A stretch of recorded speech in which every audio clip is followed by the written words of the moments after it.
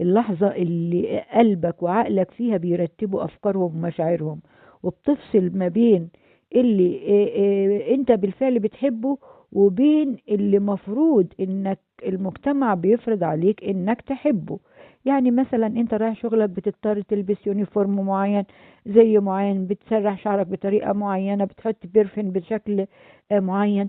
لكن لما بتقعد مع نفسك شوية ممكن تلبس اي لبس بسيط انت بس انت بتحبه.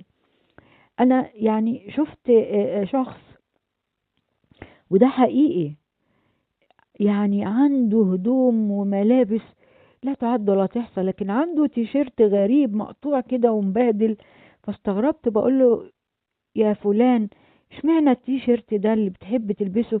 يقول: سبحان الله، انا بلاقي فيه نفسي، ببقى مرتاح جدا وانا لابسه، بحب كتير انام بيه، لولا بس اللي حواليا بيبقوا متضايقين ومنزعجين، لكن انا لما بحب اخلو مع نفسي ساعة ببقى قاعد لابس التيشيرت ده. واضح ان التيشيرت ده اللي عنده ذكريات معينة بتفكره بأوقات سعيدة، بتخليه سعيد مبسوط، بتعيد شحنه، فبيحب يلبسه في أوقات اللي بيحس فيها بالسعادة. كنا هنا عايزين نعدي من فكرة العزلة لجسر معرفة ليه العزلة. احنا